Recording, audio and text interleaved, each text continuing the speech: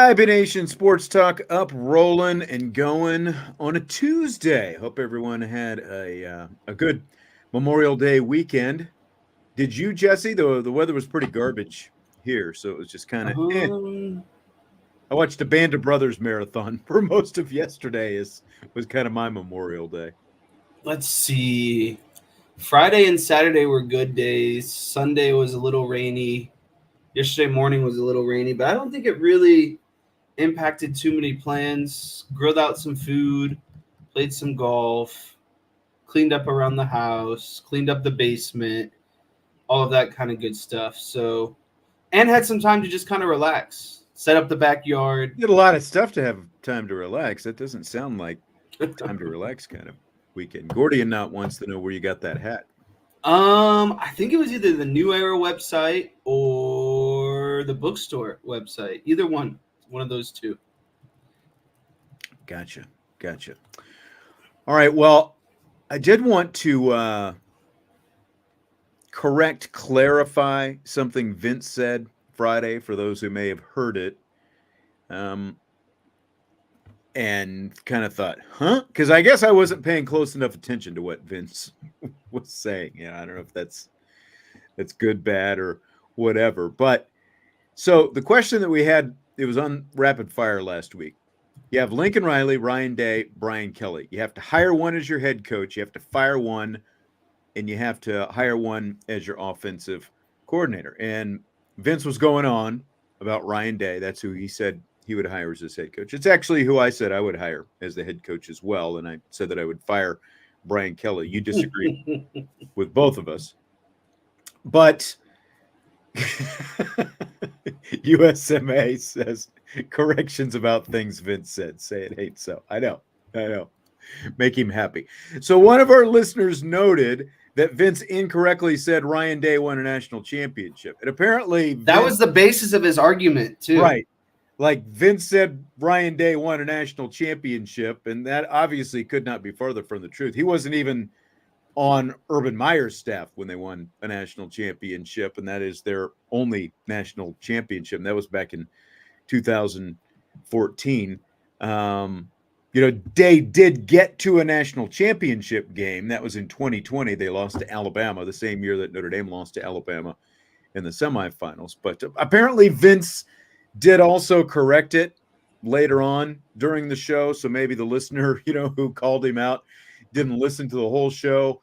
I don't know, but it was addressed in the show. But you're right. That was Vince's whole argument, about Ryan Day won championships and all that. He might have even, made it a plural at some point. He definitely has not won a championship, let alone plural championships. So, but again, he did correct it. I have video confirmation of that.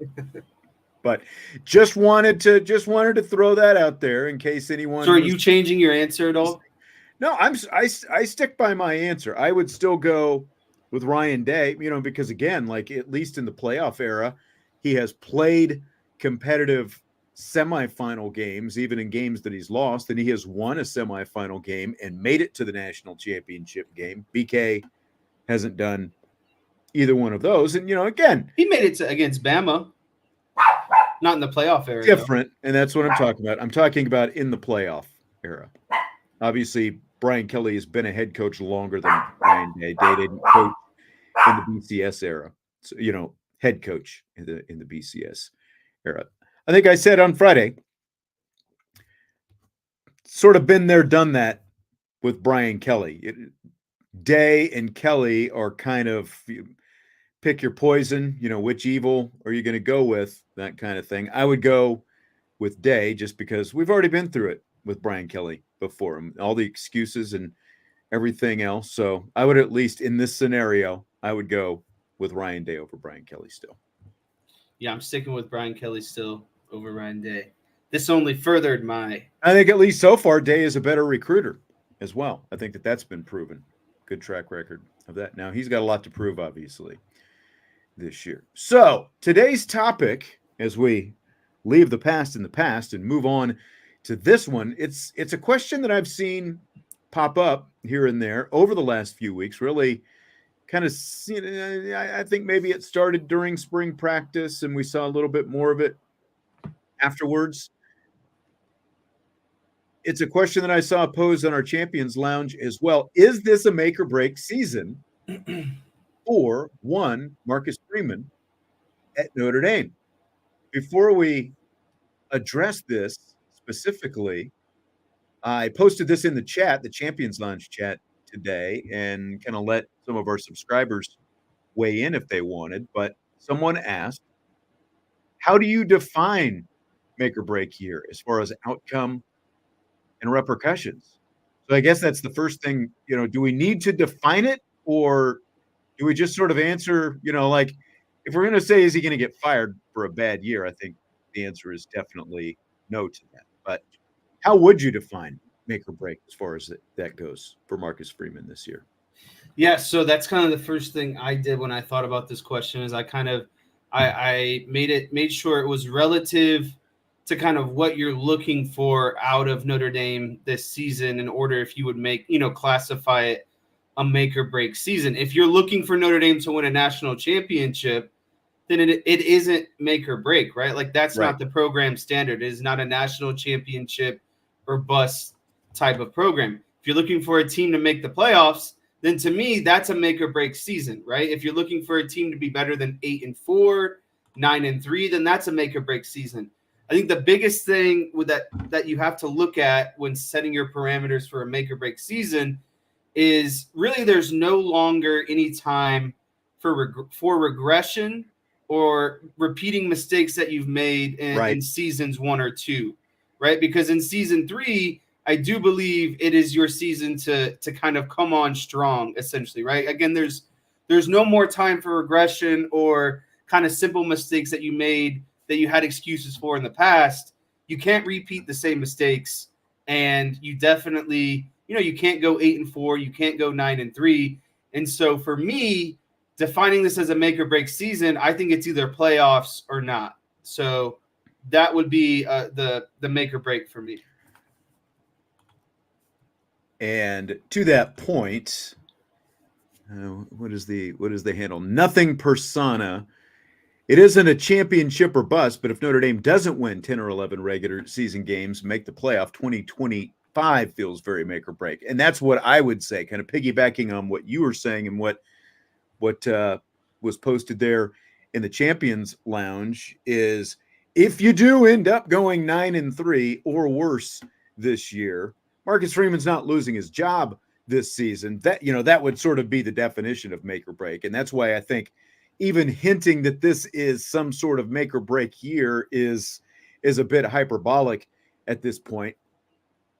But if you go 9-3, 8-4, well, or worse, like I said, 9-3 or worse, then I think you're at the point where year 4, it's definitely on for Marcus Freeman, because we talked last year about, sort of, like there are no more mulligans. There are no more gimmies. Like he's used a great amount of whatever mistakes that you can make as a first and second year head coach. Those have been burned up with the losses to Marshall and Stanford, and then laying those massive eggs against Louisville and Clemson on the road last year. So you've used a lot of those up, and now you're to the point where, as you said, Jess, you can't keep seeing those kind of things happening. Those things have to be cleaned up.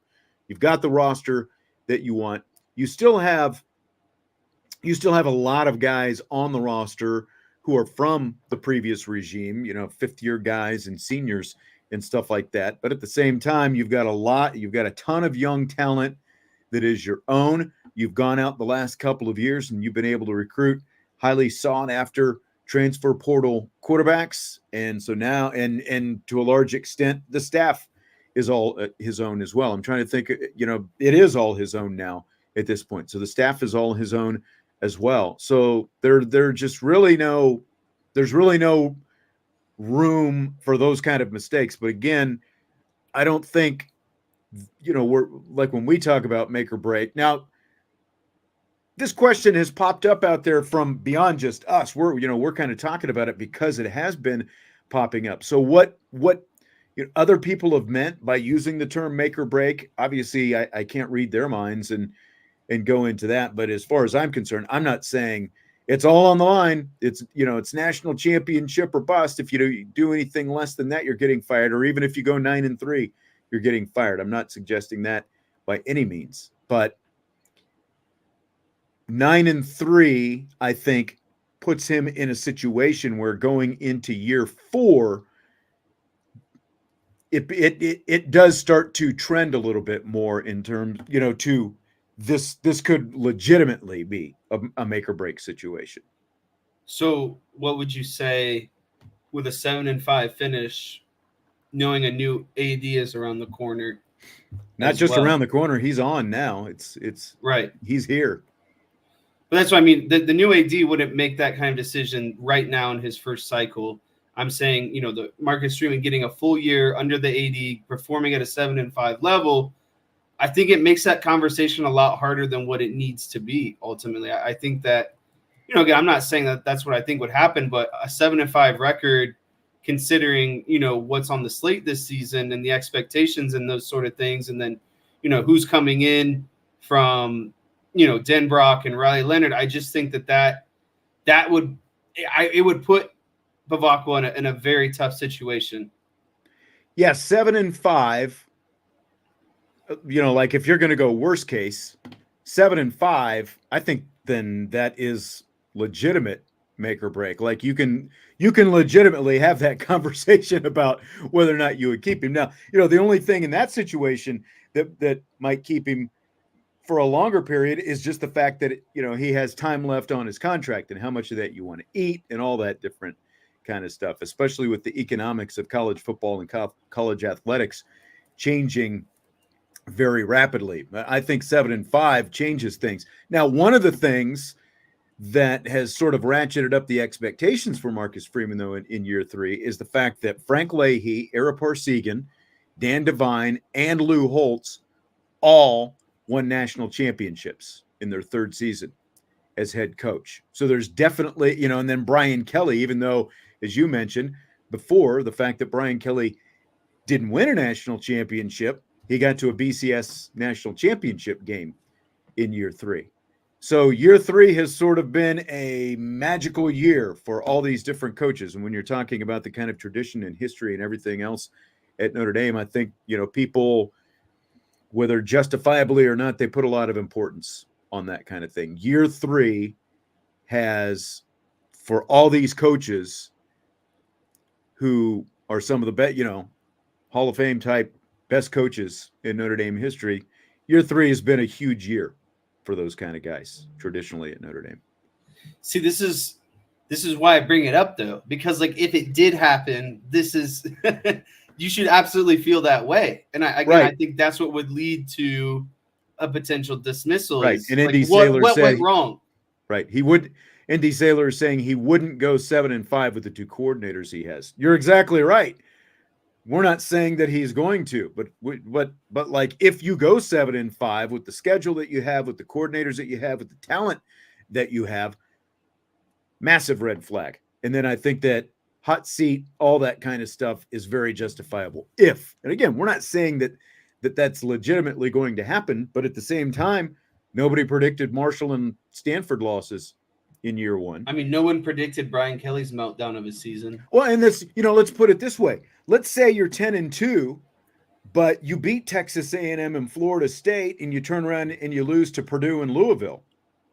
Where does that? Those are same mistakes that you made, in my opinion. Exactly, because those are going to cost you a college football playoff appearance in that situation. You're going to have the right kind of record, to be in that conversation in a 12-team format. But if you beat the 2 tough teams, but you turn around and you lose to 2 teams that you were supposed to beat, I think that puts you into a completely different kind of category, don't you? Yeah, I still think that, again, goes back to maybe unresolved issues that, Marcus Freeman hasn't necessarily figured out yet, because, in his first year, yeah, he won some big games, but ultimately what held them back was exactly what you were just talking about. So that would be a repeat, in my opinion, of that first season, essentially. Yeah.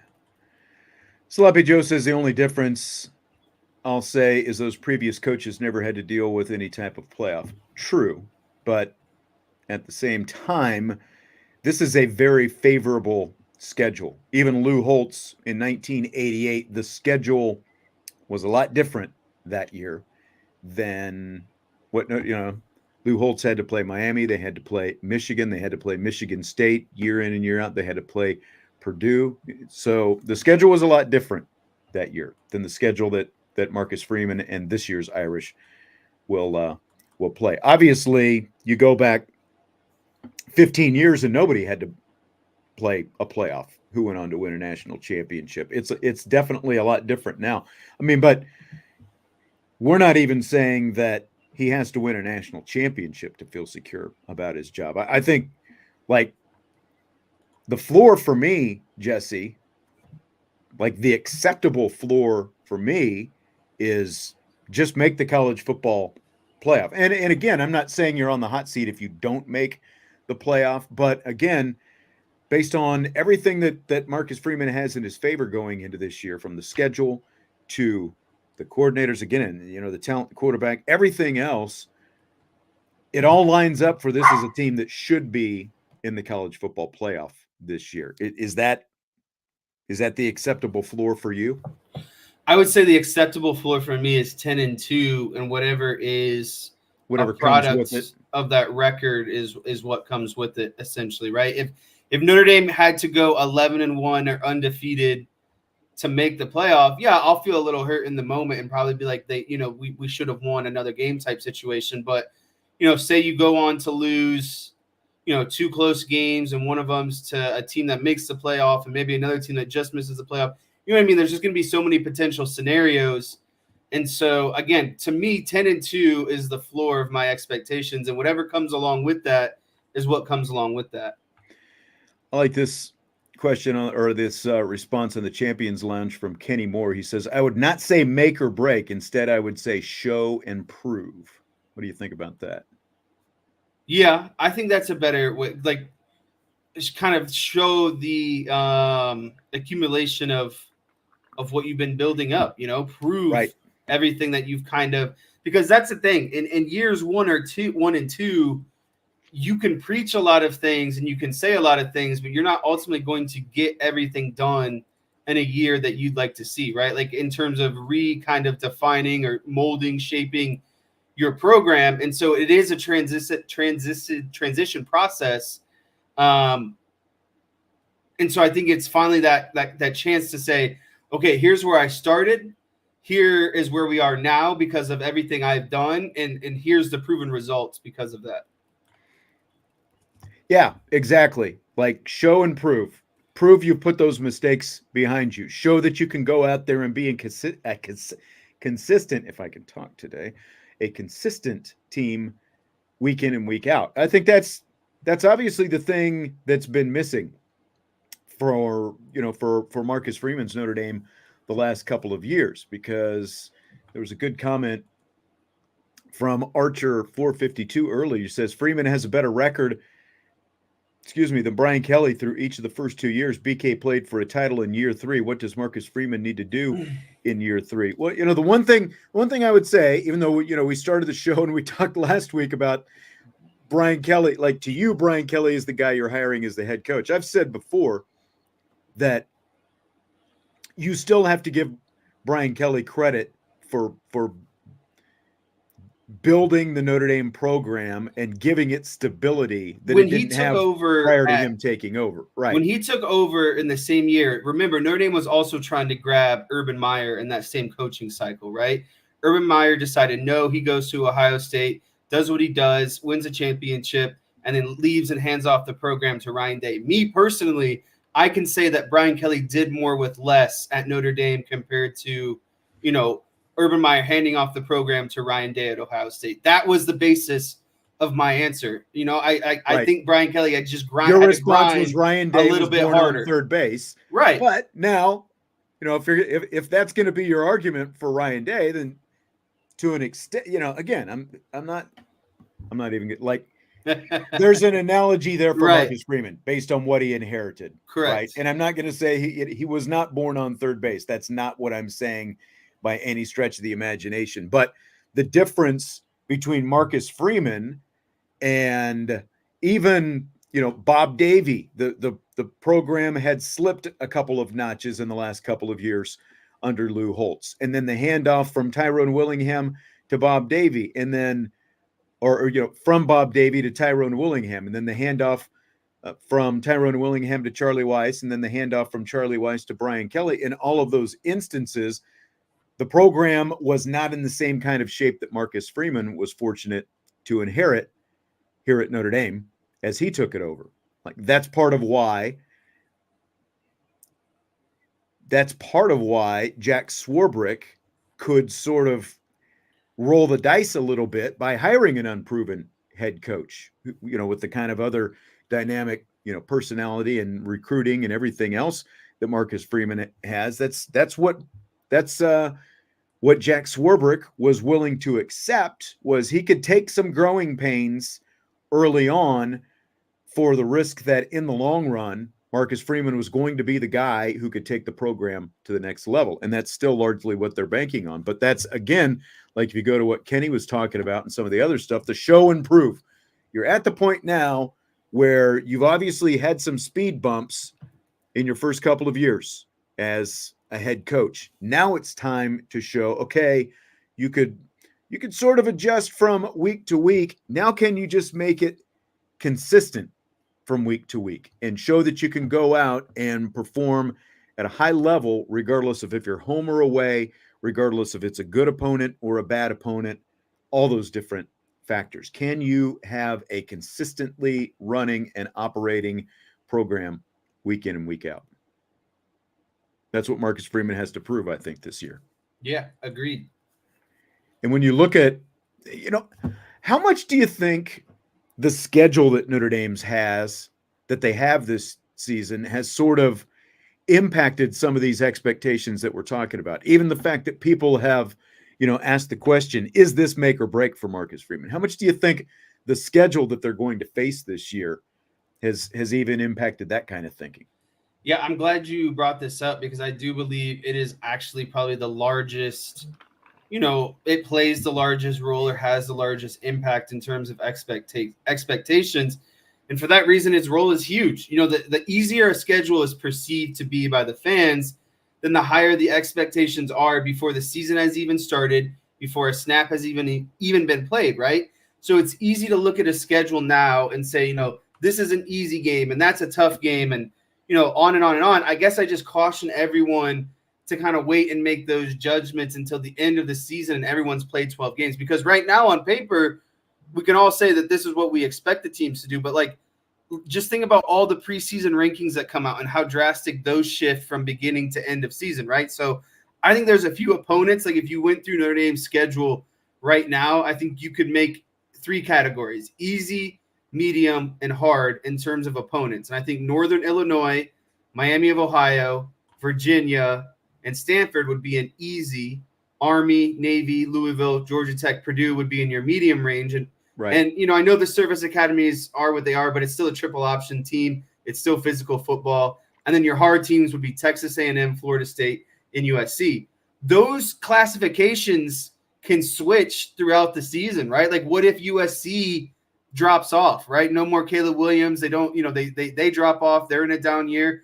What if Georgia Tech ends up being really good this season and bumps up a level? I guess what I'm saying is Louisville last year. Louisville last right. year. Now you can make the case that if Notre Dame beats Louisville, obviously Louisville, wasn't going to, they wouldn't have had the kind of season that they ended up with. But still, Louisville was a much better team than anyone thought they were going to be going. So as the season, and remember, no one thought that gauntlet of USC, Louisville, and Duke would have been a gauntlet preseason last year. But how it turned out, where those teams ended up being ranked, on the road, consecutive night games. I guess what I'm saying is right now, the schedule, it does play a large role in expectations, but I think you have to ultimately kind of wait towards the end of the season, see where everyone finishes. Maybe some of those teams reclassify in terms of easy, medium, hard opponents. And then you look back and say, okay, did Notre Dame achieve expectations with, how the season went for the rest of its opponents? No, exactly. And, again, because those things are going to happen. Remember the run by Ian Book and against Virginia Tech, the comeback against Virginia Tech at home when Ian Book scored the winning touchdown late in the game and all that. That game was not supposed to be as close as it ended up being. And that was something that, as Brian Kelly rattled off all those consecutive wins against ACC teams, and even though they stunk it up at times against Ball State and Toledo in games that should have been a lot more lopsided, ultimately, because of the fact that he was such an experienced head coach, he found a way to win some of those games that maybe they didn't necessarily. And that's have where I drew a lot of respect for Brian Kelly. Right. And that's now Freeman and the Irish did it last year at Duke. But then, the week after Duke, right on the heels of that, you go to Louisville and you don't even look like you belong on the same field as Louisville. And again, that comes back to the consistency. But that's still he's shown that at least early on that he can do a little bit of that, even though the year before against Marshall, they weren't able to, but they went on the road and they were able to do it at Duke. But again, can you be, consistent with that? Can you be the better football team because you have superior talent, even on days when your superior talent doesn't play like it's the superior talent? I think that's still something that Marcus Freeman largely has to continue to prove every week. The best comparison that I would make is I remember, growing up playing a lot of travel baseball, and the biggest thing that we like to do early on as a team is we would lose and maybe even scrape out a win against really bad teams early in pool play, right? And then as the tournament would progress and the competition would intensify, so would ours, right? Like we would probably beat teams that we shouldn't have beat. And it's like, well, why did we dig ourselves this hole and have to be a team right on the cusp of either making it into the, out of pool play or not making out of pool play? And that's the hard part, I think, when it comes to Notre Dame is there's just no mulligans on a week-to-week basis. When you have the expectations and the goals that Notre Dame has, you can't, come out still sleepy-eyed early in the morning against a team that you should ultimately be steamrolling. Right.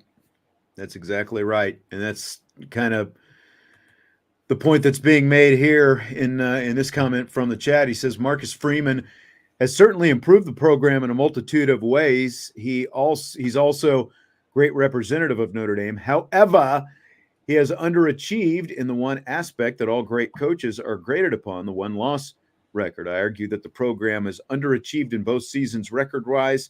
I never knew which team would show up, the fired-up take-no-prisoners team or the team that sleepwalked. What do you think about that? I mean, that's kind of what we were talking about. Yeah, I think that kind of goes along the lines of what we're talking about and kind of maybe the next question in this make or break season about Marcus Freeman. Yeah. What is the next question what's the biggest question you have about Marcus Freeman right now? I think it's what we've been talking about, whether or not these things can get corrected, because again, he has shown the ability to clean up some of these issues on a week-to-week basis so they don't linger for the most part over the course of the season or even in consecutive games, but it just needs to be consistent from 1 through 12. That's the biggest thing to me. Like, you don't want to have to be correcting these things, changing your messaging, doing all these things week to week. It just needs to be consistent from 1 through 12. And I think that's the biggest thing for me. Yeah, so I'm going to kind of piggyback off a lot of what you were just saying there. Consistently playing good football every week, whether it's home, whether it's on the road, whether versus ranked, non-ranked. They should play the same brand of football every single week, and you should know what that brand of football is going to be. It is what good teams do. They blow out the bad teams. They compete with, kind of those middle-of-the-tier teams and eventually kind of pull away in the third or fourth quarter. And then they find ways to win against those tough teams and nail-biter type situations. So that's what Notre Dame has to be about to me, is playing the same brand of football every week that is going to beat the easy, the medium, and the hard opponents. I think that's a great point. That's ultimately what a championship team is, sort of the foundation on that. Now, at the same time, pretty much every team that wins a championship, they're like something happens along the way. Just like even though Notre Dame didn't win the championship in 2012, they had to go to double overtime to beat Pittsburgh, right? And they had to rely on Pittsburgh missing a field goal that would have won it for them to even stay undefeated and ultimately get to the BCS championship game. Things like that are going to happen for even the best of teams along the way.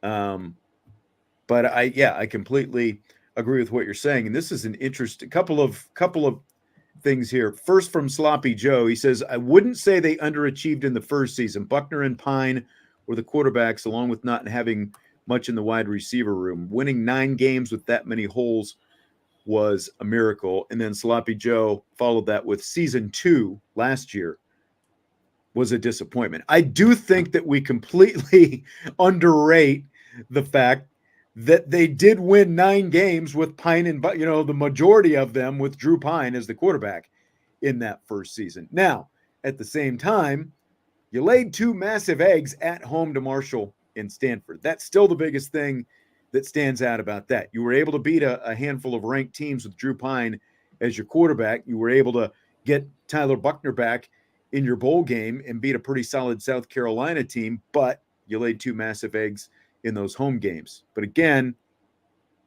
I do think we underrate the fact that Drew Pine was the quarterback for the majority of that season, and they won 9 games when all was said and done.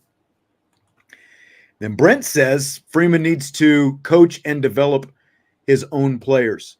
How much do you think that plays into sort of where he is as a coach right now? The fact that there is still a pretty good chunk of players on the roster who are Brian Kelly guys, for lack of a better word, who were recruited and signed prior to Marcus Freeman even getting here. I honestly think this plays, we talk about year 3 and kind of a way of, establishing your own culture, establishing your own play style, kind of evolutionizing things on offense and defense. And I think this plays a large role in that because now you're actually getting your guys into the cycle, right? A new maybe, and that's what I've said Marcus Freeman has probably done the best thing so far since being at Notre Dame, is attracting a different type of player. It's just those players can't play right now. Not a lot of guys are going to play as true freshmen. And again, I think this is what is going to make Marcus Freeman or separate Marcus Freeman in year 3 compared to years 1 and 2 is I just think you're going to see a different kind of overall athlete on the field at not just one position, but at multiple positions. Like, for example, the thing I can think of the most on offense is Jordan Love, right? Like that guy is going to be explosive as a running back. He's going to be explosive. Jeremiah Love. Sorry, I did that last week too. You keep Jeremiah thinking Love. of the Green Bay Packers quarterback and not Jeremiah Love, the Notre Dame running back. Yes. Jeremiah Love, what he's going to be able to do out of the slot and as the running back on defense, seeing someone like Drake Bowen, Sneed, KVA getting there. You know what I mean? It's just you're going to see more of Mickens on the back end. You're going to see more of Christian Gray on the back end. And so I think while you're not going to see 100% of Marcus Freeman's, guys that he's recruited and in the starting spots, I think you're going to see them enough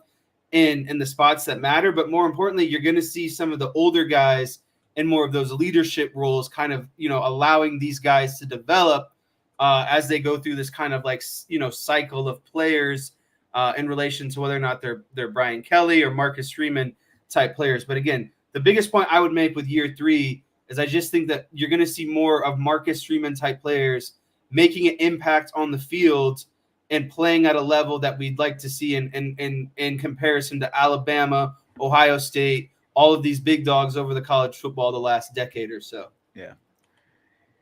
Andrew, on the subject of year 1, why didn't Freeman address the portal in year 1, get a quarterback and 2 wide receivers? Now, I, for one, was fine with them sticking with Tyler Buckner and Drew Pine. I know that there were at least there were a lot of people who thought that they should have gone out and got a transfer portal quarterback at that point. My take was, at some point, you're going to have to put a quarterback out on the field who doesn't have a ton of experience. You've got to start winning with your own guys. And that's why I was not completely opposed to not even getting Riley Leonard and going with the quarterbacks that they have. Now, as we've said before, and especially as we watched Steve Angeli and Riley Leonard and the rest of the quarterbacks through the spring, you went out and got Riley Leonard because I think that there is ultimately a pretty fair amount riding on this season, since there is a 12-team format and there is a relatively easy schedule. Steve Angeli, as I've said before, could easily go out and win 9 or 10 games against the schedule that they're going to have this year. But the question is, do you think that he can go out and beat the best teams on the schedule and win playoff games once you get to the playoff? Obviously, assuming that you got there.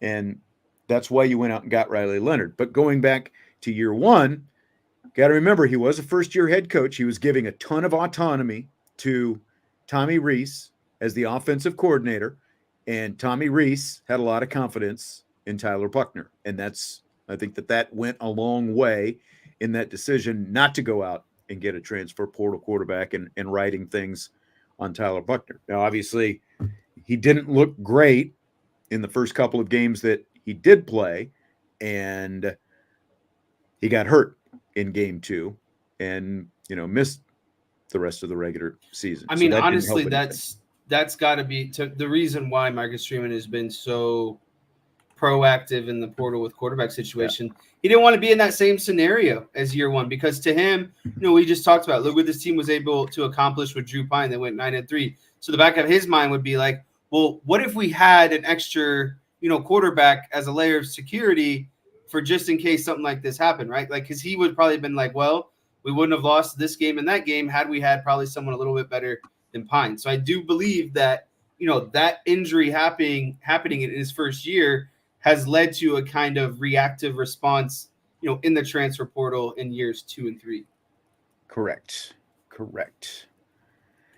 Man, there are tons of comments here in the chat that I've been queuing up. DK says his floor is 12-0. So DK is those are those expectations we've talked about. That's okay, yeah. But you can manage that at the end of the season. Yeah. When you're more mad than others. Yeah. Go Irish Nate says BK inherited a crap ton of talent, and I don't know, did nothing with it, I guess. He inherited a fair amount of talent, but Charlie Weiss recruited much better on the offensive side of the ball than the defensive side of the ball, for one, and that was an issue. And the difference between Brian Kelly and Charlie Weiss as head coaches is Brian Kelly was brought in as a program builder and a guy who could, build the program back up, sustain the program, and keep winning. Charlie Weiss was an NFL assistant coach who came in. I mean, that's why you had 4-8 or 3-9 rather in year 3 for Charlie Weiss, because all the high-end guys that he inherited were gone by year 3. You had a bunch of guys with no experience, and they weren't developed enough in practice in those 2 years to be able to go in and be ready to play right away when they were called upon by Charlie Weiss's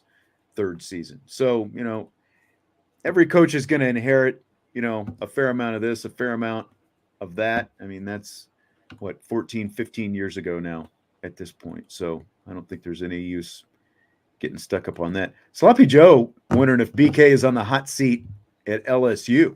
What do you think about that? Hot seat every season in the SEC. I think so too. When you got those kind of boosters walking around. By the way, I need to. Okay. Let me see if I can do this. I gotta get rid of this, and now I gotta bring something else up here if I can find it. Why is it not? This whole share screen thing, Jess, it's like I've got a photo. Let me see if I can. Got a photo, a screenshot from last week that DK sent us. Do you remember? Came in late. Oh, that super chat. Yes. Save that for Thursday. Why Thursday?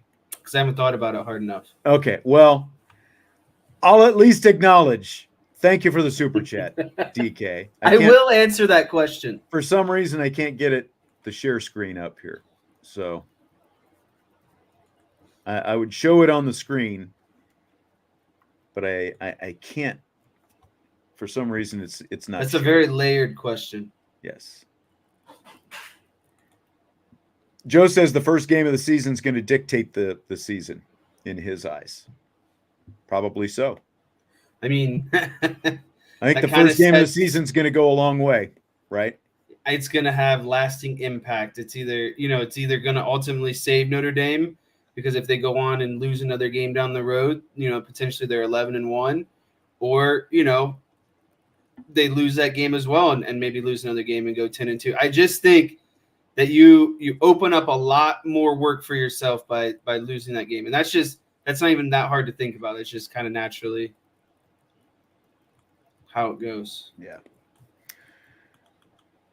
I wanted to talk a little bit about Notre Dame's lacrosse national championship. Fill in the blank. Men's lacrosse winning a second straight title is blank. It's incredible, in my opinion. I think it adds them into, a circle, or gets them into, an exclusive club when you start considering some of the great college lacrosse programs, because college lacrosse really has been around, I want to say, since like the 1970s is I think when they start, like 1970, 71 is when they started, doing national championships. But they joined Virginia, Duke, Syracuse, Princeton, Johns Hopkins, North Carolina, and Cornell as teams to win consecutive championships. And then there are Princeton, Syracuse, Johns Hopkins as teams who have won 3 consecutive national championships. So, I feel like college lacrosse is dominated, again, by a group of probably 5 to 10 programs. And I think Notre Dame has definitely entered itself into the chat, or entered itself into the big boys club, essentially, by kind of, finally getting national championships, or finally getting a national championship, and then the ability, to go on and win consecutive national championships. And really, This season was dominating. Their only loss was to Georgetown at home. It was the 3rd game of the season, but they got revenge in the quarterfinals when they beat Georgetown, right? And so, and then when you started looking at their national, their tournament games, there was 4 of them. They won those games on average by 7 goals. It's, they weren't playing a lot of close games come tournament time. They beat the crap out of everyone. So again, that makes this season even more impressive to me. I mean, that's what's impressive to me, is the fact that, like, you look at Liam Intamin, the goalie, and he was great. But like, you look at his numbers this year compared to last year. Last year, he was even more dominant back there. But this year, because they're such a prolific offensive team, it's like it gave him a lot more leeway, obviously, and like, he didn't have to be as great. There were a couple of games that I watched, I think it was in the ACC tournament, and they were a little bit different in the NCAA tournament, because obviously the level of competition increases so much. I think it might have been the Duke game in the ACC tournament, and one other one,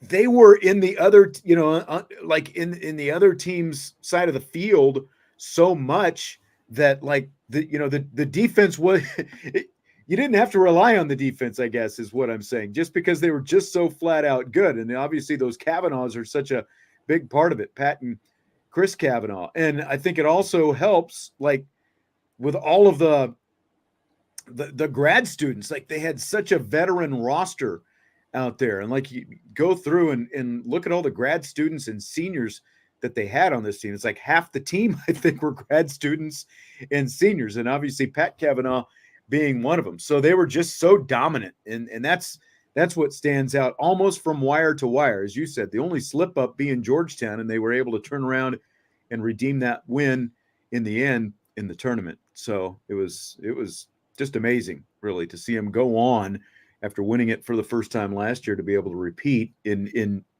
much more dominant fashion this season. Because like last year, they didn't even win the ACC tournament, and then they won the national championship. This year, they won both. Did you pay more attention to Notre Dame lacrosse this year because they won the championship last year, or because they had Jordan Faison playing for them this year? I think naturally I paid more attention because Faison played for them, but that's just because of, on the social medias of, X and Instagram, like I follow so many, Notre Dame football beat writers, Notre Dame football. And so when all these people are retweeting or, basically spinning it into, a Jordan Faison football thing because of a lacrosse thing he did, I just think naturally you saw a little bit more exposure to it, and naturally made me want to be like, oh, I wonder how lacrosse is doing, or oh, I wonder. I remember one day they were playing in the tournament, and I was like, oh, I could turn that game on. It's on TV. I could tune in for a little bit. So again, I think naturally because Faison played, I just got a little bit more exposure to it, and it led me, to tune in here and there a little bit more. Yeah, I think so as well, and I think everyone kind of had a different kind of attention span for lacrosse this year, because you had a guy who, was obviously such an integral, not an integral, but such a big part, especially as a freshman, with the story that he has as a walk-on with the football team, and then gets the scholarship after the touchdown against Louisville and all that.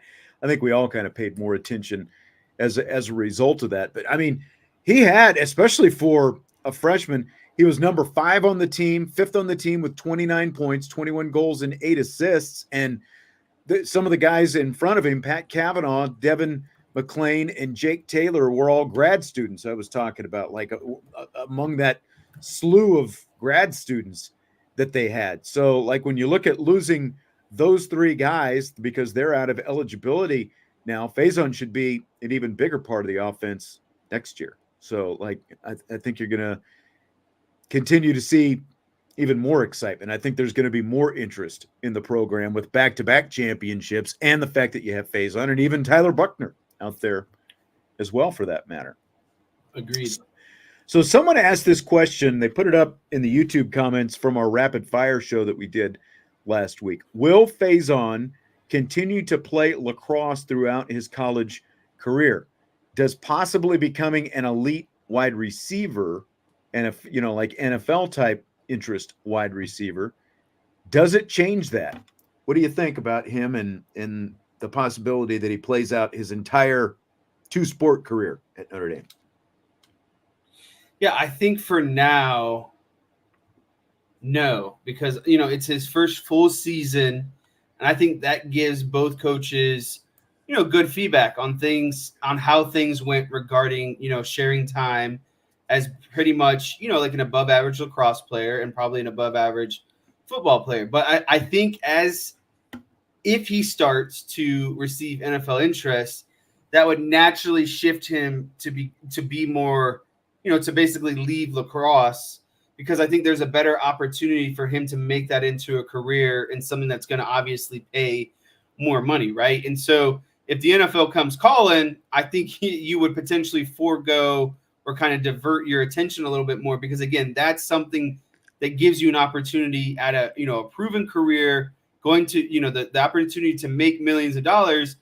And that's just in comparison to there really not being a stable professional lacrosse league, right? Like, I mean, that's really ultimately what it comes down to. I mean, there's a professional lacrosse league, but obviously you're not going to make the kind of money that you're going to make as an NFL wide receiver. And that's the thing. If he legitimately becomes an NFL type wide receiver, and I mean, he's got all the skills and traits of what could be an excellent slot receiver at the next level. We do need to continue to see him do it at the college level first. But so let's assume he becomes an NFL ready, potentially NFL ready wide receiver by his junior season. So he would have played his first 3 seasons of football. Well, if he declares for the draft after his junior season, then that's 2 seasons of lacrosse he's not going to play. Right. Basically, because he's gonna go get ready for the NFL draft after his 3rd season of football. So now, even if he stays for his senior season of football at Notre Dame. So that's all 4 years up and through his senior season. He's going to, at that point, he's going to declare for the NFL draft no matter what. So he's not going to play that 4th season of lacrosse. So to me, the answer is he's going to play football. He's going to play both for as long as he can, but odds are football at some point is going to interfere with that. He's going to, miss out on at least 1, if not 2 lacrosse seasons by the time it's all said and done, depending on how soon he's NFL ready, available, able to declare for the NFL draft, with the idea that he's going to be a relatively high round pick. I'm not even saying first round guy. Like, even if you're going to be a 3rd round guy, that's pretty, that's more money than you're going to make as a lacrosse player. So I would say that to me is how long he'll be doing both, as long as, until NFL eyes say he's ready to go. Right. Basically. The Kavanaughs are pretty much like that's a story, especially when you look, man, at yesterday's game. Chris had 5 goals, Pat had 6 assists. And I was thinking about this, like when you look at these brothers, okay, take Travis and Jason Kelsey out. What's like what's a more prolific brother combination that comes to mind? So I actually thought of like 4 or 5. I thought of more than I was going to think of as well. When I originally thought of this question, I was drawing a complete blank. But then when I actually sat down and started thinking about it, it's like, oh, yeah, Peyton and Eli Manning, for example. I don't know. Well, and so I not only I thought of Peyton and Eli, but I went a further step and thought of at least, brothers who played on the same team, because Eli and Peyton didn't play on the same team, played in different eras. So I came up with tandems that essentially played on the same team and were able to have an impact on the same team as brothers. And it's hard to say, who it may. To me, maybe the Kavanaughs achieved the most, right? Because I can't remember if some of these groups have won national championships, right? And so, but these are the ones who I think have the most comparison. You have Miles and Mason Plumlee at Duke. You have Blake and Taylor Griffin, who played basketball at Oklahoma. Obviously, Blake Griffin went on to a much better career in the NBA. You have Brooke and Robin Lopez at Stanford. They played at Stanford together. You have Marcus and Markieff Morris, the twins who played at Kansas together. Right. And then to me, the last ones I thought of were Shaquem and Shaquille, the 2 that played at UCF and ended up getting drafted by the Seahawks. Yeah. Remember, the one brother had like the amputated arm or whatever. Right. Go back even farther than that. I realize this is before your time, but Ed and Charles O'Bannon at UCLA, they won a national championship together back in the day. I'm impressed that you remembered. Those were just the ones off of my head. The Morris brothers. So I never forget them because there's so many conspiracies. Like, they're identical twins down to the tattoos. And so like there are a lot of conspiracies that who's actually playing. One was hurt in the playoff, and there was like a really bad high ankle sprain, and he ended up playing the next day. And a lot of people were like, how is this guy playing on a high ankle sprain? What if his brother is just subbing in for him and no one knows? Right, exactly. This is one of the ones that I thought of.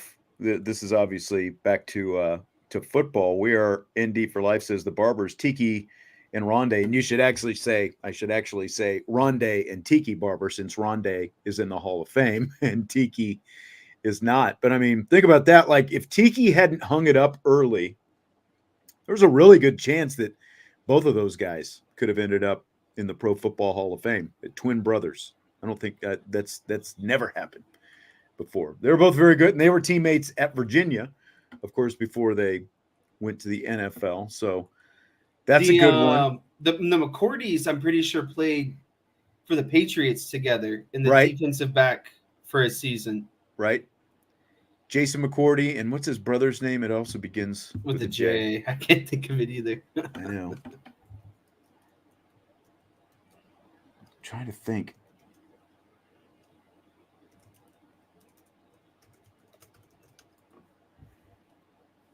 Devin McCourty. Devin McCourty. But they were twin brothers as well.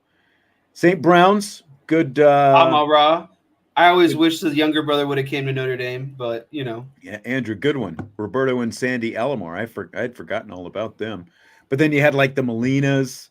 You had the Molinas. yeah. I mean, you got Corey Seager and his other brother, plays for I think the Rays or Seattle. No, he plays for Seattle. Yeah, Chris The and Kyle Seagers. Long. That's a good one. Again, but I did more so like it's easy to name brothers, but I was trying to think of brothers who actually played on the same team together. Right.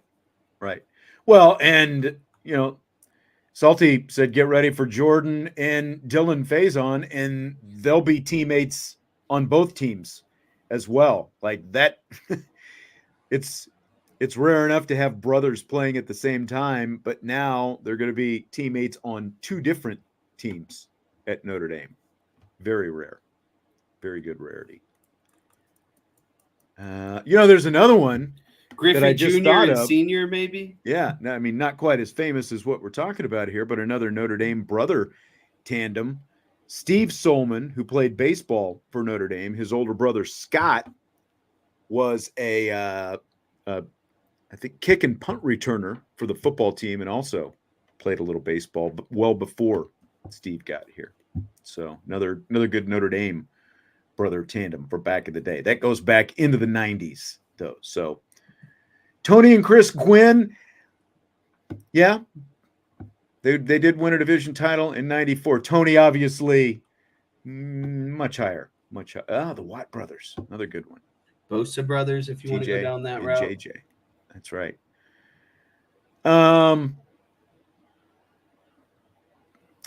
It's blank that. Now hold it. I think I missed out on a question here. Where's the question that I was looking? Well, it's blank that Kevin Corrigan's head coaching career at Notre Dame began in 1988. He won his first national championship last year. It's long overdue. You're talking about a guy that had to compete with the Mount Rushmore of lacrosse for a really long time and finally got his, chance. And again, I'm considering the Mount Rushmore of like your Cornell, Johns Hopkins, Syracuse, Princeton, Duke. Really, Kevin Corrigan is kind of the pioneer, in my opinion at least, of bringing lacrosse inland. Lacrosse is an East Coast dominated sport, and outside of Denver, this is Notre like the Dame Western, and Denver are like the furthest schools to the west that have won national championships. And so I think that Corrigan was a pioneer. And again, even though he started in 1988, it was still going to be a long process of taking an East Coast sport and trying to bring it inland where there's cold and harsh winters. Like no lacrosse guy really wants to play in that sort of weather again. So it's long overdue, but I have to respect Corrigan for his kind of dedication and again getting himself kind of into that Mount Rushmore conversation in terms of the pioneers for men's lacrosse as a sport. Oh, absolutely. That's a great point. But just think about the fact that Kevin Corrigan started his head coaching career the same year Notre Dame football won its last national championship. Right. That was year 2 for Muffet McGraw, who just finished a Hall of Fame career a couple of years ago.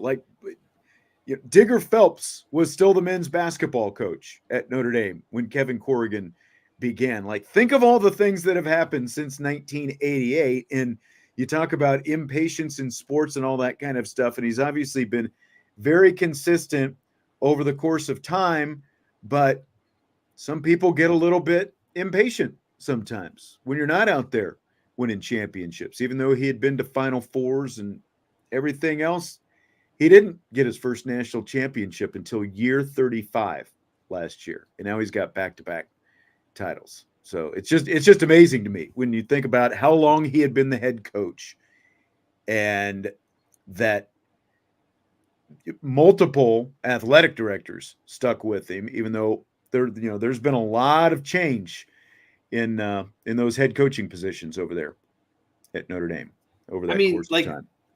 The best way to put it, in my opinion, is when I was in high school, lacrosse wasn't even a varsity sport. It was like a club sport where kids would kind of show up after school, take your gym time, and play it, right?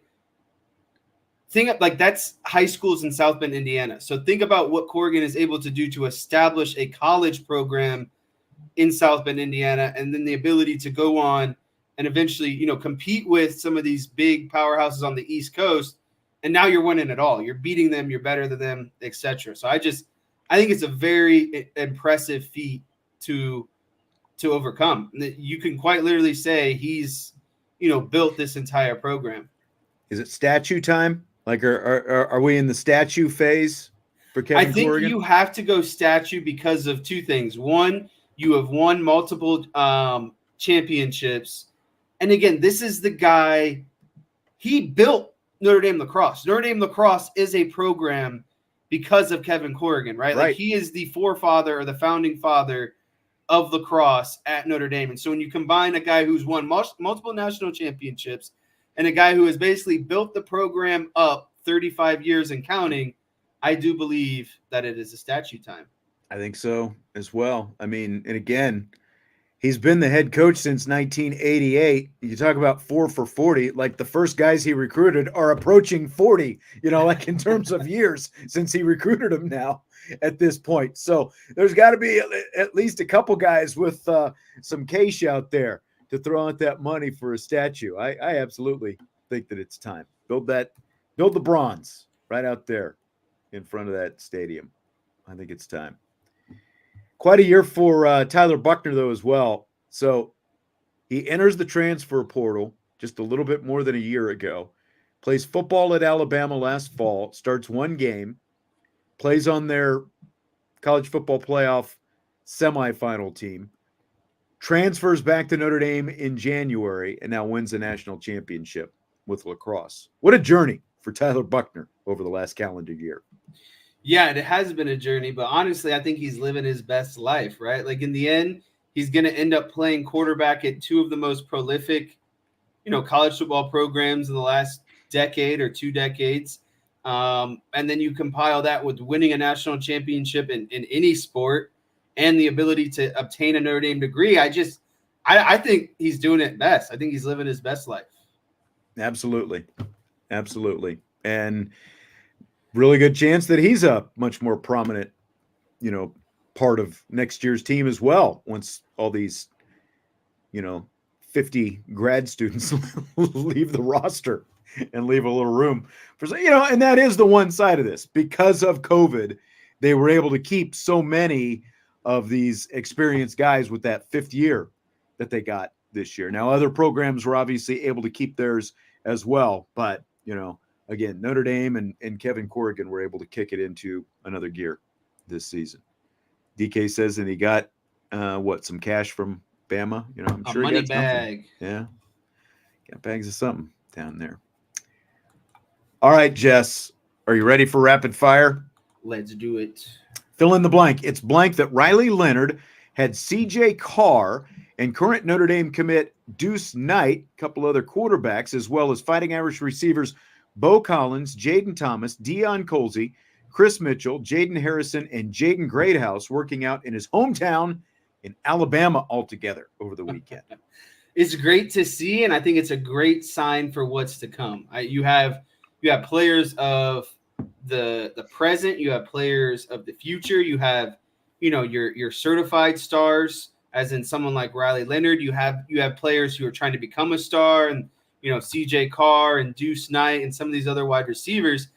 This is the stuff I like to see as a fan, because it's one thing to show up and be dedicated when you're supposed to show up and be dedicated, right? Like, that's what you do when the cameras are on. Like, when the NFL OTAs come out, like, some guys just show up because that's what they're supposed to do. But when you have guys making plans and making efforts outside of what is required, to me, it shows that there is a bigger commitment to actually getting this thing done and being better than just good. These guys want to be excellent, in my opinion, when they meet up and kind of do these sort of trainings together, because you just want as much time to get as synchronized as possible, get most comfortable with these players. And so when practice comes, you're hitting the ground running. There's no more learning this or that, or are we on the same page? It's time to go, get after this thing. And so to me, that's the most enjoyable thing that comes out of seeing things like this. I've said all along that Riley Leonard missing out on the spring wouldn't be a big issue because I know that there was concern about, is he going to get the timing down with the receivers and all that different kind of stuff. Like that kind of stuff happens in the summer. But to put together this kind of crew, I mean, this is literally, it's like the 3 quarterback drill that we always see at the start of practice. It's like, you got 3 receivers dropping back at the same time, and you basically got virtually the entire wide receiver unit out there. So, I think it's huge, when you talk about the culture of a program and all that different kind of stuff. And like a guy like Riley Leonard coming into the program when he did, to be able to get all these guys down there and get not just the receivers, like Bo Collins wasn't able to be out there this spring because of the fact that he was still finishing his degree at Clemson. So Bo Collins got a chance to be out there with Riley Leonard and with CJ Carr and with Deuce Knight for that matter. And that's like, what I mean. So I want to play devil's advocate with you here. I want to play overreaction Tuesday here. You're probably if going. You're Kenny Minchie or Steve Angeli, how are you feeling that CJ Carr and Deuce Knight got the invite, but you didn't get the invite? You're not down there.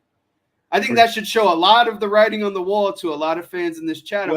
But did they get it? But they couldn't come for whatever. I mean, reason. no one's turning that down. Are you going to not show up? That's what I mean. Especially if Deuce Knight is down there. That's why I'm just trying to. I think it leads to some fun conversations. It is real, and it's like USMA 87 is exactly right. We don't know. But when you post a picture, you open up the optics. You open up those questions. That's right, because legitimately, it's one of the first things that I thought about. Deuce Knight's there, CJ Carr's there with Riley Leonard, but Angeli and Minchie aren't. And you got basically probably the starting wide receiver, the whole receiver crew. Right. I mean, it's a thing. Here is a fact. Steve Angeli and Kenny Minchie were not there, regardless of, and who had the most invitation got lost in the mail, right. Or like who didn't get the group text and whatever else. Those 2 guys were not there, but CJ Carr and Deuce Knight were, so whatever way you want to go with it, those 2 guys were not there. And it is very obvious that they weren't there. But I also love the fact that Deuce Knight was there. Like all these people with some of the hand-wringing that's gone on over the last few weeks about, is Ole Miss going to flip him and all this different stuff. Deuce Knight just seems more committed than ever. He just doubles down on Notre Dame. That's exactly right. And that's Salty says, such a flex move by Deuce Knight. I've already passed quarterbacks on the depth chart and I'm not even enrolled. I mean, it's kind of honestly, it's a thing. It's a thing. Right? I mean, what quarterback did you feel most excited about coming out of the spring game other than Riley Leonard, who didn't play? CJ Carr. Again, there's no coincidence. And he was there. These things don't have, these little off-season meetups don't happen by coincidence.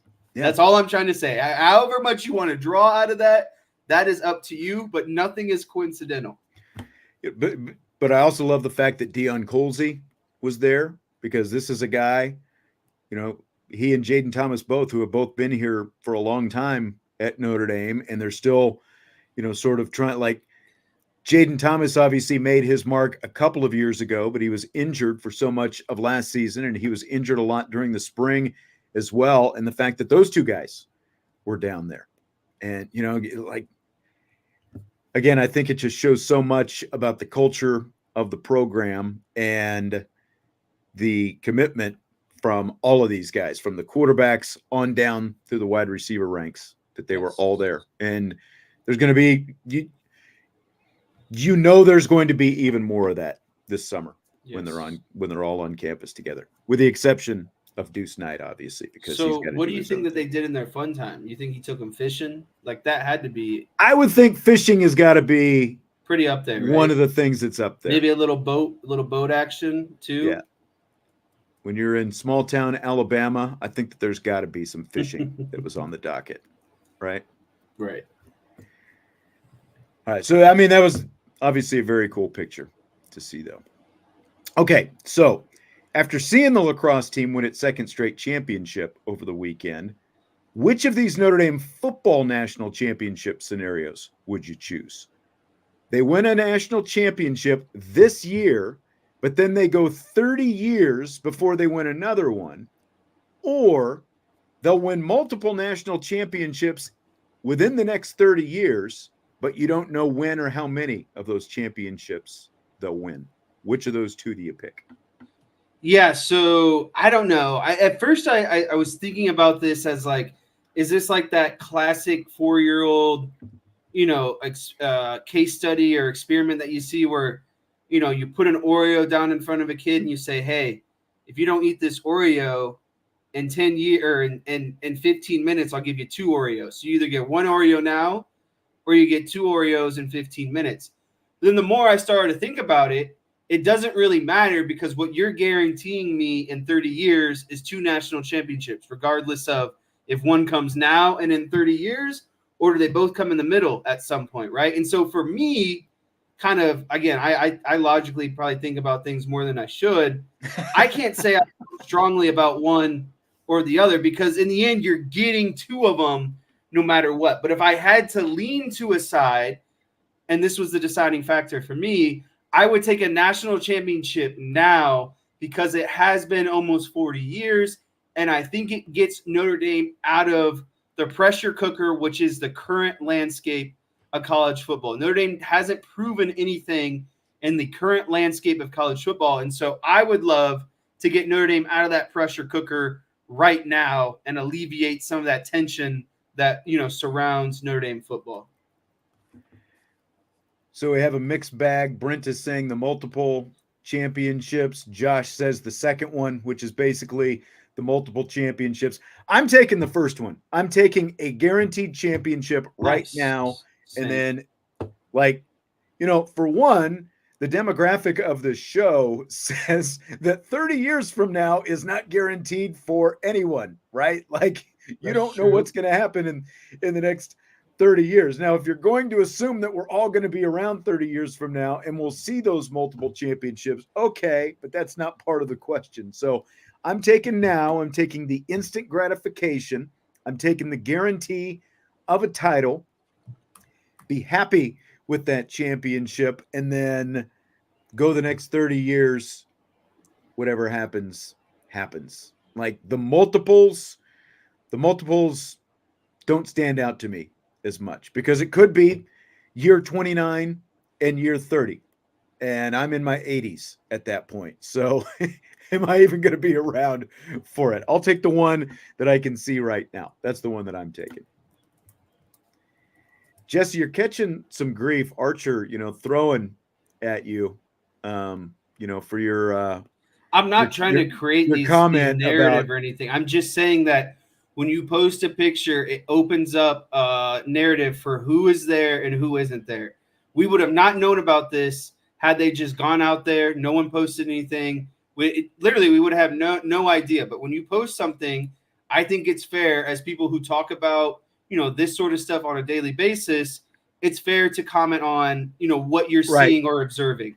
To be fair, Archer said you don't know who was invited and who wasn't. So, you just have to be careful with what you said. And like Salty is saying, and he says he thinks that Minchie and Angeli and some other wide receivers legitimately had other conflicts. And that very well may be the case. But when you see a photo like this, especially one that includes all these current players on the roster and a guy who is committed, hasn't even signed on the dotted line, let alone enrolled at Notre Dame, and then you see who's not there, it stands out. I mean, it's honestly, the first thing I did was look at that photo and say, oh, wow, who's there, who's not. And it stood out. You're right. They may have had other commitments, and that's fine. But it definitely stands out when guys tweet out a photo or share on Instagram or whatever. This comment of, but you're not bringing up the wide receivers who weren't there. I think it's naturally easier because the quarterback position is quarterback's the most important position on the roster. It's the most prolific position. It's what is probably talked about the most in the entire offseason.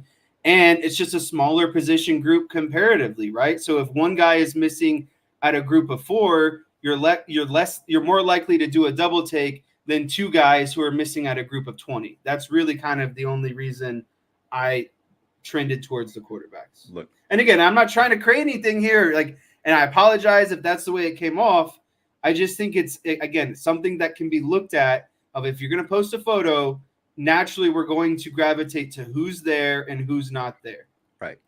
And so to be fair, KK Smith, Micah Gilbert, Cam Williams, not there. Jordan Faison obviously had other commitments. We saw him on TV. We know exactly what Jordan Faison was doing this weekend. He was playing. Okay, we get it. We get it. We get it. You're mad that he said it. Okay. I don't think we need to talk about it anymore. But we know who wasn't there. It stands out.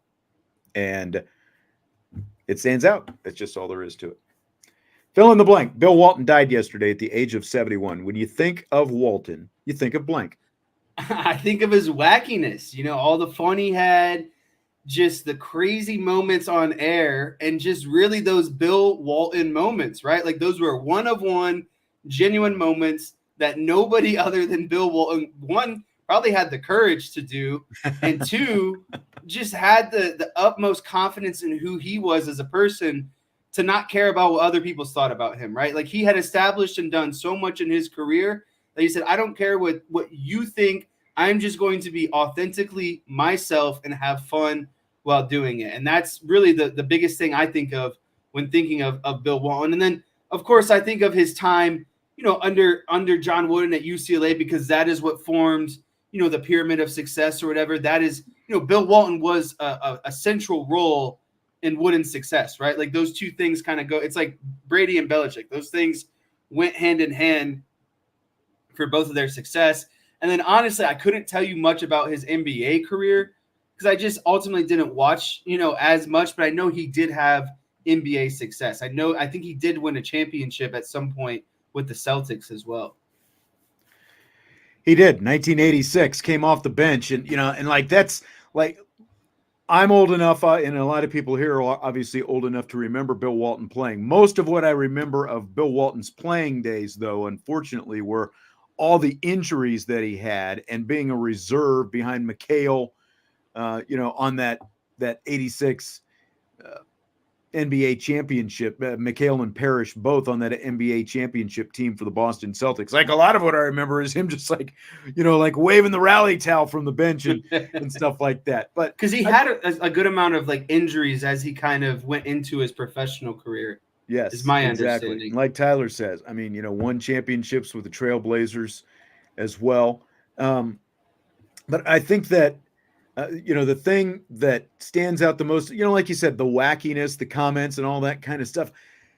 The thing that stands out to me is just what an overly positive person that he was, despite all these things that got in his way, from the injuries that he had in his time in the NBA that literally just derailed his professional career, and the fact that he was able to keep playing, the back injuries that hounded him later on in life, the stuttering problem that he had going back to his preteen and into UCLA, the stuttering problem that he had to overcome just to become an announcer. And he was a shy person growing up, didn't want to speak publicly or with the media and that kind of thing. And so I think the positivity that he carried with him is like, I wish that's like the one thing about myself is like, I wish that I could be that positive. I wish I could be even close to that positive.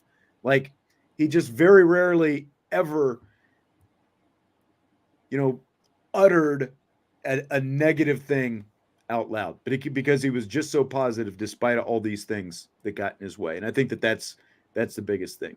That was really, it was, I don't know about you, but I was really sad when I heard that last night. I know there was an outpouring and stuff like that on social media and everywhere else. I was truly sad when I heard that Bill Walton had passed, just because he was such an exuberant, overly positive person, like everything that you heard from him in those broadcasts, even though, you know, like he would go on and say some wacky stuff, but he was just always so positive. I just think at the end of the day, he realized that these were young men, you know, like they're allowed to make mistakes. They're not going, young men and women, they're allowed to make mistakes. They're not going to be perfect all the time. Like they already receive so much criticism for this and that. And so, like you were saying, for someone to just be overly positive just all the time and find ways to just make these crazy connections and analogies, and you know what I mean? It was just kind of a masterclass all in its own. Yep, exactly.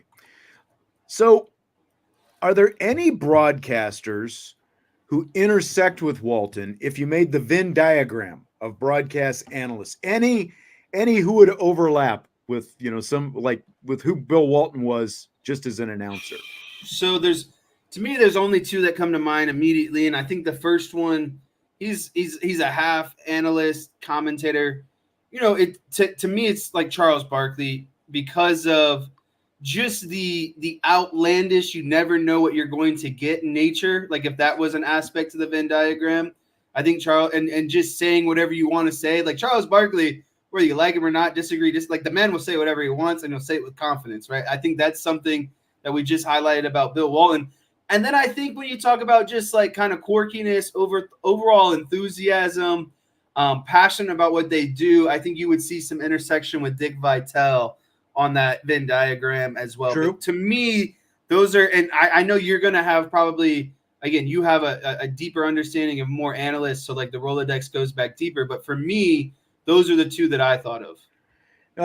Vitale is one that I thought of, and I probably should have included him on my list. But I actually have like you said, you know, like outlandish things, and you sort of never know what he's going to say. I have Reggie Miller for that reason. Yeah. Like I think that Reggie says a lot of extemporaneous kind of things. Sometimes it's like, what did he really just say that? He gets a lot of criticism too for it. Exactly. And Bill Walton got his share of criticism as well, because he would obviously, you know, talk for a long time, and it's like you're trying to follow him sometimes, and it's like, what is he even talking about right now? So I had Reggie for that reason, and I've got Tony Romo for sort of the exuberance and some of the sometimes nonsensical things that come out of him. I think Tony's a pretty positive person though as well, and you know, kind of along the lines of the Bill Walton traits. But you're right about Dick Vitale though.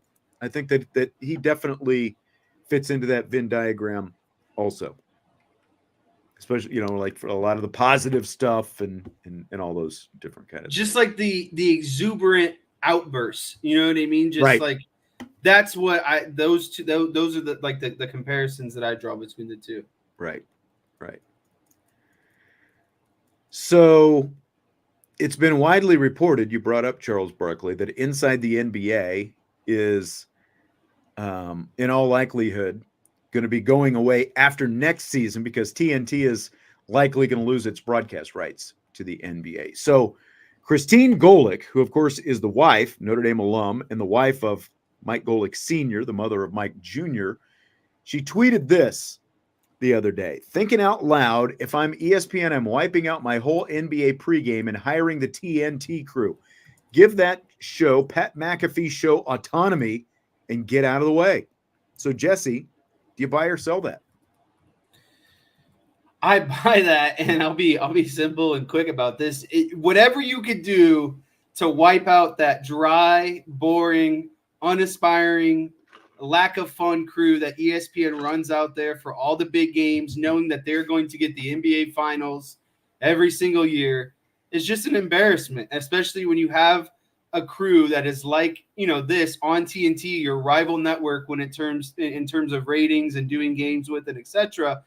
I would do anything possible if I'm the ESPN to replicate what TNT had going, especially now that it's going away for good, because now you can't even be called copycats anymore. You could just inherit all the work and proven success that everyone else has done for you. So I think it's an easy decision. And apparently, you know, Pat McAfee owns his own production. Like that show, you know, what she's referring to is that show is basically sublicensed by Pat McAfee to ESPN. ESPN puts it on its air, but Pat McAfee is actually the one doing the whole production and putting the thing together, and who actually owns the rights to the show. And I guess Charles Barkley has his own production company, and he's kind of thinking about doing this potentially. I think it's really like, if you really want to see that show stay together, or as close to the form that they've got it right now, why wouldn't you do it? Because ESPN has been trying forever to get even close to inside the NBA with what those guys bring, with Barkley, Kenny Smith, and Ernie and Shaq, but they haven't come close. So why not do this? And I've seen, we've talked about this before. Even if it's not going to be a pre and post game show like it is right now, you could just make it either its own daily show, weekly show, the night of games, the day after games, whatever. You could do literally whatever you wanted with it, and just go in a completely different direction with it if they wanted to. If you did it, if you're following the Pat McAfee model. And I absolutely think that ESPN would do it, because the fact that, like, during these playoffs, the day after TNT has games, Get Up with Greenberg every morning, they're showing clips from inside the NBA with things that either Barkley said or Shaq said, or quotes from players and stuff like that. It feels to me like ESPN is definitely trying to sort of play up to the guys in that crew, because there's so much uncertainty about what's going on in the future. Listen, at the end of the day, I just don't want old get off my lawn Stephen A. and Michael Wilbon debating on pregame ESPN shows. Like they have to find a way, because it's just clear they're giving Stephen A. a good amount of money, they're giving Kendrick Perkins a good amount of money, and so when you're giving someone a good amount of money, what do? You find tasks and roles for them. So I think that those personalities on the ESPN show are ultimately, stretched too thin, because what do Charles Barkley and Shaq and Kenny the Jet have to worry about during the week? Absolutely nothing. They just show up to the TNT show, they do their thing, and they leave. And so that has to play into it. People like Stephen A. Smith have a long schedule at ESPN, and I think the last thing that they want to do is roll late into an evening NBA game, and knowing that they got to wake up the next day early and roll back into their everyday show. And so I do think that is a big factor in this thing as well. No, exactly. Fill in the blank. Your favorite TV sports studio show is blank. So I stayed away, because I think these are easy answers. I stayed away from like NBA Countdown or like NBC's Football Night in America, because those are easy. You're just there to talk about or preview basically, what's already happened that day in that relative sport, and then just preview the game that's coming up, right? But when we're talking about daily TV shows, we're talking about people who got to come up with content every single day. It's not just a focused, here's the one thing that you got to be worried about type situation. And so for that reason, at the top of my list would probably be like Pardon the Interruption, Get Up, and probably like Good Morning Football. And again, I give more credit to a show like PTI, because Good Morning Football is still only covering football. Those PTI guys are covering every aspect of every sport, whatever is big in the entire sporting world. So Around the Horn is also a good one to me. I like the Dan Patrick Show a lot. I like the Rich Eisen Show, as long as he's not talking about Michigan. So yeah, that's kind of when I think those shows come to mind. Noted. All right. No, and I mean the two that you mentioned are mine as well, like PTI, because we're talking about, I think it's 20 going on 23 years it's been on the air at this point, and they really were at the forefront of so much of what's going on in sports TV right now, like in terms of debate TV, and the fact that like the sidebar with the topics on the screen that virtually everyone does now, all those different kind of things that nobody was doing back then, so that's up there at the top. And you mentioned Good Morning Football, and I'm continuously ticked off that it's on a hiatus for this summer, because they're moving from New York out to Los Angeles. But they've got, just like inside the NBA, they've got such great chemistry on that show. You know, like even They though make you don't, things fun. yeah, that's exactly right. And you know, like you said, they're talking about football all the time, but they'll mix in some pop culture stuff and things like that from time to time as well. But they've got such great chemistry, and I think that you know, and like for that matter, so do Kornheiser and Wilbon because they've known each other for so long. And I think that that's part of what makes all those shows so good is the chemistry that they have. And so hopefully they stick together because they still haven't even announced like who's going to be on the show once Good Morning Football moves out to the West Coast. But it's supposed to come back sometime within the next couple of months when training camps start and all that kind of stuff. But I just did we talk about this last? Like they've done a couple of these shows, both for the schedule release and for you know, like when they did the draft. They've done basically what we're doing right now, sitting in front of their computers and just connecting virtually. It feels like they could be doing this show right now, even though they're not actually. They don't have just a needed a studio break to do it in. Maybe that's it. But I'm itching because there's no good substitute in the morning right now. So that's it. I think that's going to do it for today. Oh, by the way, Brent says he watched Top Gun Maverick on Sunday. No analysis, no comment. Great movie, bad movie, average movie. Just I watched. Not going to break it down because we saved all the spoilers. Remember, we made sure we had no spoilers in any of our Top Gun Maverick talk. Brent Smith, Peter Gammons is the GOAT. Okay, Brent. But Top Gun, Sloppy Joe says Top Gun Maverick. See, we gotta end before you go down this road again. Yeah, I know. You're just gonna go down the wrong road. I thought we got past all that negativity earlier. Sloppy is better than the original. Maverick is better than the original. It's very good. It's very good.